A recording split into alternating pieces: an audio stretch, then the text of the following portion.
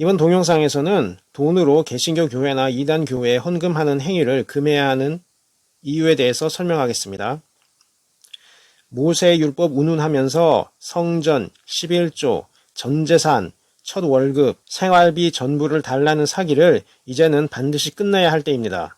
모세의 율법에 기록되어 있는 절기예물을 돈으로 달라고 하는 허무맹랑한 이방인 목사와 이단 교주의 대담한 사기 행위를 제가 책을 통해서 그리고 동영상을 통해서 지속적으로 하고 있는데, 보이스피싱으로 인한 피해나 사기 방식, 그리고 또 속는 피해자, 그 행태가 다 똑같듯이 종교 보이스피싱도 마찬가지입니다. 다른 종교도 아니고 기독교에서 성경을 들고 다니면서 사칭 사기를 저지르는 인물이나 예물을 달라는 사기를 가장 많이 하는 이유는 이미 다른 동영상으로도 책에서 언급했습니다. 이번에는 사회법이 이 종교 사기 행위에 대해서 반드시 제재를 가해야 한다고 생각을 해서 전세 사기에 대한 정책을 실행하는 만큼 동일하게 실행해야 된다고 생각을 합니다. 이단 교주 단체뿐 아닙니다. 설사 기독교에서 이단으로 판정을 받은 단체도 양심에 따라 사회법을 지키면 예수님의 위격에 대한 종교적 신념만 달라서 이단 판정을 받았지, 전 재산, 은행에서 대출받은 사업비, 영업이득의 11조를 달라고 하지 않습니다. 소위 말하는 기업이익과 헌금을 섞어서 돈잔치하지 않습니다. 미국에서 복음주의 교회에서 이런 형태의 신유회 집회를 하는 그런 단체에서 이런 짓을 하기 때문에 그것을 한국 개신교가 모방을 하고 이단도 결국 그 사업 수단으로 세를 확장한 것입니다. 헌금이라는 명목으로 돈을 받아서 자기 뜻대로 쓰면 그게 다 종교 사기가 되는 것입니다. 이러한 보이스피싱에 비해도 극악무도한 종교 사기 집단들이 개신교 목사이고 이단 교주들입니다. 반복하지만 어떻게 당시 이기적인 종교 지도자들을 비판하시고 그 종교 사기꾼들의 피해자인 가난한 과부 편을 들다가 십자가에서 순교하신 예수님의 말씀을 인용해서 그런 사기를 저지를 수 있습니까? 예수님께서는 그 종교 지도자들 그리고 집권층 남성들, 대농장 소유주를 비판하셔서 너희들 모든 것 버리고 나누라 하신 그런 말씀을 하셨습니다. 그 말씀만 인용해서 신도들의 가산을 다 교회에 넘기지 않으면 지옥의 형벌을 받을 것처럼 위협을 하며 돈을 사기할 수가 있습니까? 어떻게 목사들과 교주들이 이렇게 뻔뻔한 짓을 하는데 정치인들은 이 모든 사기 행위를 그대로 방관하고 있습니까? 예수님께서 왜 신유회 집회를 열면서 불법을 행하는 자 모른다 할 것이라 하셨겠습니까? 거짓 종말론을 퍼뜨리는 선지자나 자신을 예수 그리스도라고 하는 이단 교주야 그대로 심판받는다 하지만 왜 예수님께서는 예수님을 믿고 예언하고 능력을 보인 자들, 그들 중에서 불법을 행하면 요한복음 말씀처럼 악을 행한 자는 심판의 부활로 나온다 하신 그것처럼 심판을 하신다 하셨겠습니까? 지금 목사와 이단 교주는 절대로 들어온 돈을 모세나 예수님 말씀대로 사용하지 않습니다. 일부 그렇게 하는 것처럼 보일 뿐입니다. 그 힘든 일은 성도와 추종자들이 다 맡아서 하는 것입니다. 이 사기를 언제까지 방치할 것입니까? 전세 사기를 쳐서 세입자 가산을 탕진하면 사회법으로 제도를 만들기라도 하는데, 목사나 교주가 사기를 치면 신념의 자유인이 신도가 홀로 떠안고 사기 행위로 빼앗은 돈은 범죄 수익금으로 환수하지 않으니까 종교 사기꾼들이 판을 치는 것입니다. 모세의 율법은 가난한 자와 함께하는 음식으로 받으라는 뜻이었고, 그것을 제사장들이 사유화한 재산과 땅으로 소유하면 심판받을 짓을 한 것입니다. 성경적으로도 그 많은 일이고 사회법적으로도 사기 행위인데 그걸 방관하고 나 몰라라 눈만 가리고 머리만 머릿속에 파묻고 외면할 것입니까? 지금 사회가 이 문제를 돌아보고 막지 않으면 그 옛날 유대 사회를 심판하시고 유럽을 심판하신 하나님께서 직접 한반도를 심판하실 것입니다. 그때까지 기다릴 것입니까?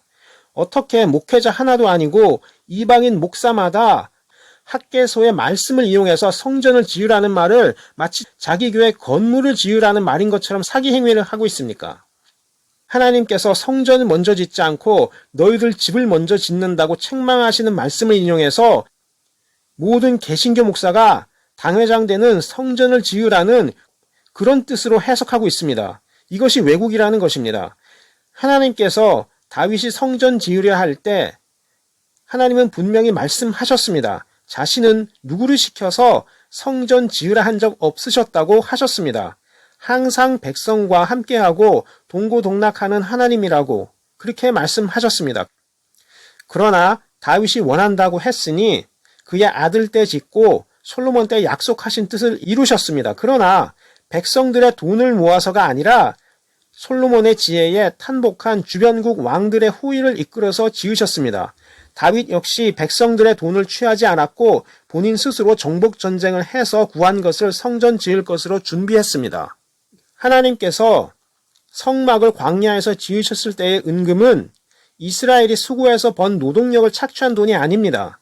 하나님께서 10가지 재앙으로 치시고 이집트인들의 첫 아이까지 죽이시니 두려움에 이집트인들이 그동안 잘못한 것도 있으니 학대한 것에 대한 죄책감에 그렇게 많이 준 것입니다.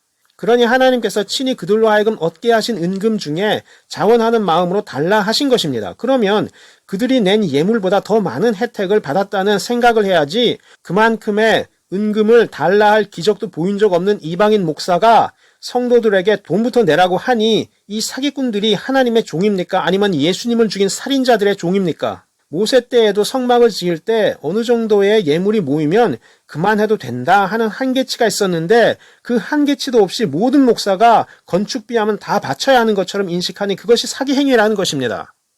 그 성막 단 하나였고 매해마다 짓는 성막이 아니었습니다. 다윗 때까지 그 성막 그대로였고 성막을 보수할 수 있는 작은 양의 분량만 내면 되는 것이었습니다. 그 후 다시는 그 정도의 성막 지으라는 규정이 없습니다. 성막 지을 때의 돈을 모든 목사가 달라고 하고 솔로몬 성전 때의 성전을 짓고 학개서의 성전 지으라는 규율을 그대로 강요하는 목사 역시 그 죄에 대한 심판 반드시 이단 교주와 같이 받을 것입니다. 바벨론 왕이 스스로 무너뜨리고 훔쳤던 예루살렘 성전 그리고 기명들을 돌려주면서 지으라고 했던 말을 모든 성도가 그 개인 자산으로 지으라니 이런 사기는 예수님 당시 예수님을 죽이라 했던 살인자도 한 적 없는 적극적인 사기 행각입니다. 대학 나온 사람이 당시 시대적 상황, 하나님의 뜻 이해하지도 않고 성도들 개개인이 감당하지도 못할 짐을 떠넘기고는 성도들 부자로 사세요 이런 모순된 말을 하니 그 죄를 어떻게 사하겠습니까? 이전에 언급했지만 한국 개신교 목사의 예물 관련 설교는 죽기보다 힘듭니다. 정말 듣다 보면 내가 어떻게 그 돈을 다 벌어오나 그런 생각이 듭니다. 죽는 것이 더 쉽다고 할 정도의 짐입니다. 일본에서 일어난 끔찍한 사건을 기억하실 것입니다. 저는 비판은 얼마든지 할 수 있지만 폭력이나 보복살인은 그 자체로 또 다른 범죄이기 때문에 절대로 반대합니다. 하지만 성경을 인용해서 막대한 돈을 사게 하고 그 요구하는 음성 파일은 제거해서 법적 처벌을 피하고 비판하는 이들의 주장을 무시하면서 돈을 움켜쥐고 있는 모든 목회자 이단 교주는 그 분노의 행위에는 귀를 기울여야 합니다. 저는 어떤 경우에도 이단 교주나 목사 이름 언급하지 않을 것입니다. 그들의 사기 행각이 같기 때문이고 예수님의 이름을 더럽히는 그 어떤 사람의 이름도 언급할 가치를 느끼지 못합니다. 이 종교 사기 행위가 언제까지 영속되리라고 느끼겠습니까? 돈은 천국에도 없고 지옥에도 없는 물품 그리고 서비스 교환 가치밖에 없는데 그것으로 권력을 누리다 망하는 이들이 어디로 갈 것인지 기억하십시오. 영적인 일을 한다는 이들이 물질에 집착하고 결국 순진한 사람들이 가지고 있는 신성에 대한 갈망, 죄의식을 자극해서 사기한 대가가 분노로 바뀌었을 때 그 책임은 사기를 행했던 당사자에게 있는 것입니다. 예수님께서 경고하신 모든 말씀 무시하고 자신을 신격화하고 재물 사기, 성욕을 누리고 천국을 바라는 목사와 교주의 이기심은 영원히 심판받을 악행이지 어떤 신의 뜻도 될 수 없습니다.